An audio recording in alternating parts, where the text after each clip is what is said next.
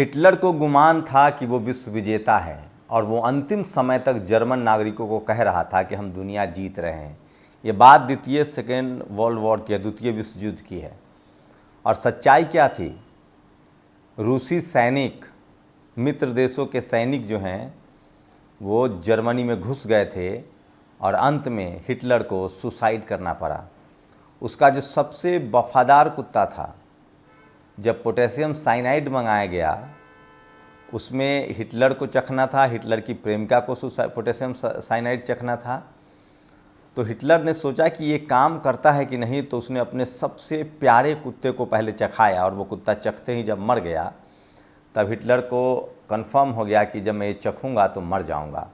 और हिटलर ने वो चख लिया, उसकी प्रेमिका ने चख लिया और दोनों का अंत हुआ और इस तरह से द्वितीय विश्व युद्ध खत्म हुआ। क्या बेंजामिन नेतन्याहू के दिन करीब आ गए हैं? सोचिए, इसी तरह से इजराइल का प्रधानमंत्री बेंजामिन नेतन्याहू को गुमान था कि वो 2 दिन, 4 दिन, 6 दिन और 7 दिनों में फ़िलिस्तीन को नेस्तनाबूद कर देगा, हमास को ख़त्म कर देगा, गज़ा पर कब्जा कर लेगा और फ़िलिस्तीन सदा सदा के लिए उसका हो जाएगा। दरअसल बेंजामिन नेतन्याहू अपने ही देश में घिर गए थे। वो लगातार सत्ता में थे, उनके बेटे पर भ्रष्टाचार का आरोप लग रहा था। बेंजामिन नेतन्याहू चाहता था कि वो हमेशा के लिए इजराइल का प्रधानमंत्री बन जाए। इसके लिए वो कुछ संवैधानिक प्रावधान कर रहा था, सुप्रीम कोर्ट पर कब्जा कर रहा था। जनता नाराज़ थी और तेल अवीव में महीनों से प्रदर्शन चल रहे थे, जो इजराइल की राजधानी है। लेकिन इतना ही नहीं, इजराइल के जो एक विश्व में एक छवि थी, सबसे बड़े टेक्नोक्रेट की, आयरन डोम रडार की, वो हथियारों का सप्लायर नहीं था, डीलर था, वो दलाल था। अमेरिका के हथियार वो पूरी दुनिया में बिचवाता था। उस सब की परत खुल गई और आपको जानकर हैरानी होगी कि दूसरी बार बेंजामिन नेतन्याहू बाल बाल बच गया है। उस पर जो विस्फोटक से हमला हुआ है, 70 किलो विस्फोटक लेकर लगभग 100 किलोमीटर दूर से हिजबुल्लाह का मिसाइल सीधे सीधे इजराइल के प्रधानमंत्री बेंजामिन नेतन्याहू के घर पर गिरा और वो बाल बाल बच गया। लेकिन इसे बचना नहीं कहते हैं।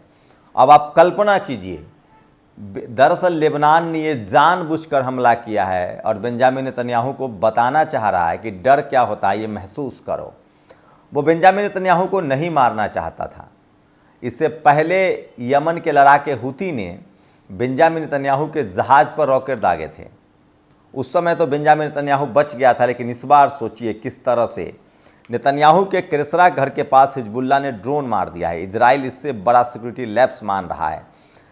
यासीर नेतन्याहू उस समय घर पर था कि नहीं, सोर्स नहीं बता रहे हैं। बड़ी संख्या में पुलिस और हेलीकॉप्टर वहां पहुंचे हैं। तो सोचिए, सबसे बड़ी बात है कि इजराइल इस बात को गुप्त रखेगा कि वो मारा गया है या नहीं मारा गया, लेकिन दुनिया की मीडिया को वो बता रहा है कि वो बाल बाल बच गया है।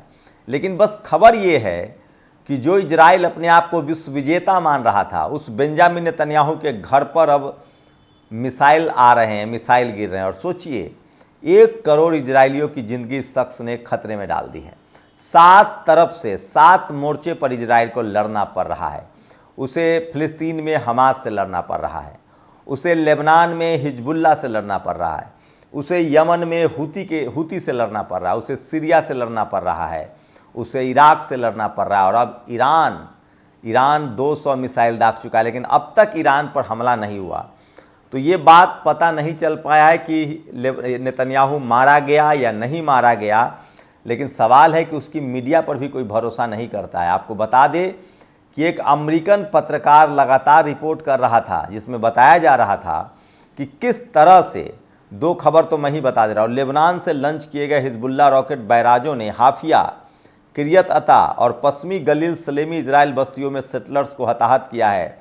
तो सोचिए, अभी भी हिजबुल्लाह, जिसको यहाँ के भक्त आतंकी कहते हैं, हुती जिसको आतंकी कहते हैं, हमास जिसको आतंकी कहते हैं, वो अभी भी सिर्फ और सिर्फ सेटलर्स मतलब इजराइल के डिफेंस पर हमला कर रहा है। सोचिए, तो नेतन्याहू के क्रेसरिया घर के पास हिजबुल्लाह ने ड्रोन मार दिया है। इजराइल इसे बड़ा सिक्योरिटी लैप्स मान रहा है। नेतन्याहू उस समय घर पर था कि नहीं, सोर्स नहीं बता रहे हैं। बड़ी संख्या में हेलीकॉप्टर और पुलिस पहुंचे हैं।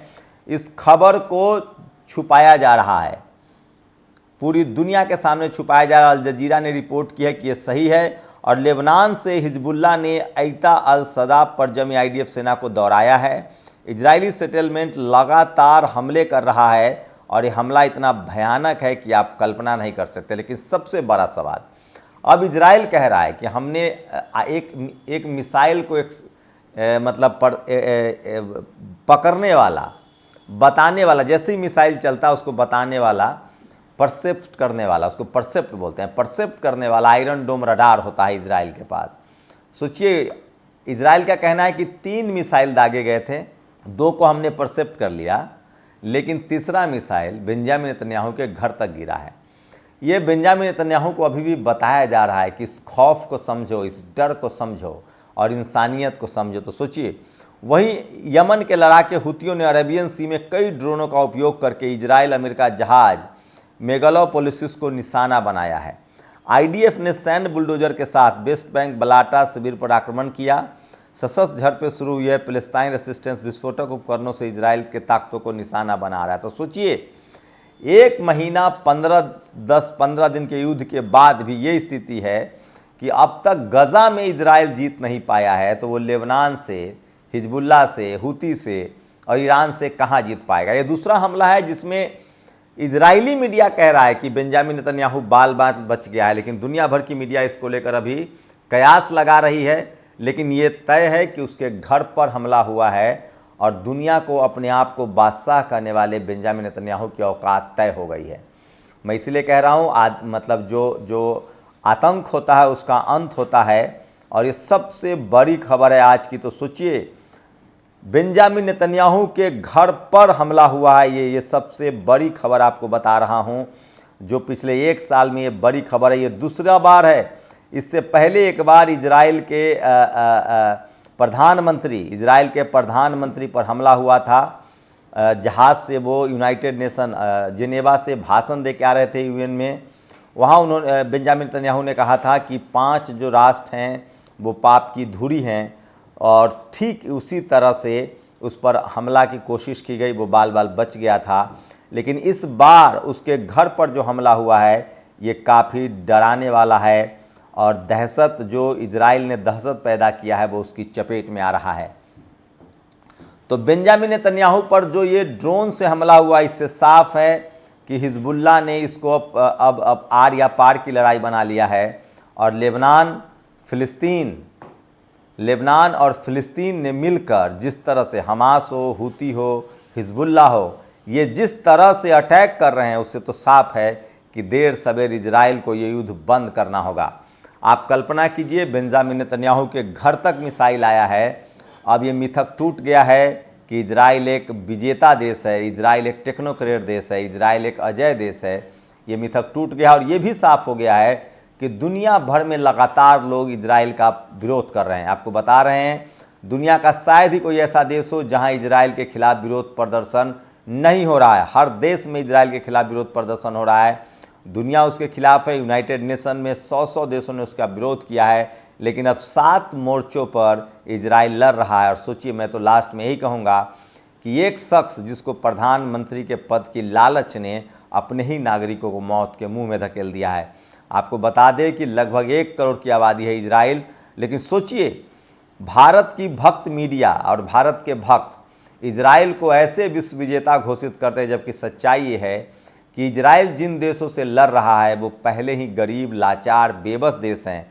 अगर ईरान को छोड़ दें, इजराइल और लेबनान को छोड़ दें, तो यमन हो, सीरिया हो, या फिर इराक हो, या फिलिस्तीन हो, इनके पास खोने के लिए कुछ नहीं है। और सबसे संपन्न देशों में से एक इजराइल ने इस युद्ध को न्योता देकर 1 करोड़ इजरायलियों की ज़िंदगी को मुसीबत में डाल दिया है। तो आगे से समझिए कि अगर कोई प्रधानमंत्री, कोई राष्ट्रपति राष्ट्रवाद के नाम पर आपको युद्ध में धकेल रहा है, तो कहीं वो बेंजामिन नेतन्याहू तो नहीं है, जो अपनी सत्ता बचाने के लिए, गद्दी बचाने के लिए उसने पूरे देश को युद्ध में धकेल दिया। ये अब तक साफ नहीं हुआ है कि वो मारा गया या बच गया है। शुक्रिया। नेशनल दस्तक की आपसे गुजारिश है कि अगर इसको बचाना चाहते हैं तो नेशनल दस्तक को सब्सक्राइब करने के लिए रेड कलर के सब्सक्राइब बटन को दबाएं, फिर बेल आइकन की घंटी दबाएं। नेशनल दस्तक को बचाने के लिए बहुत जरूरी है कि हर खबर को शेयर करें, लाइक करें, कमेंट जरूर करें।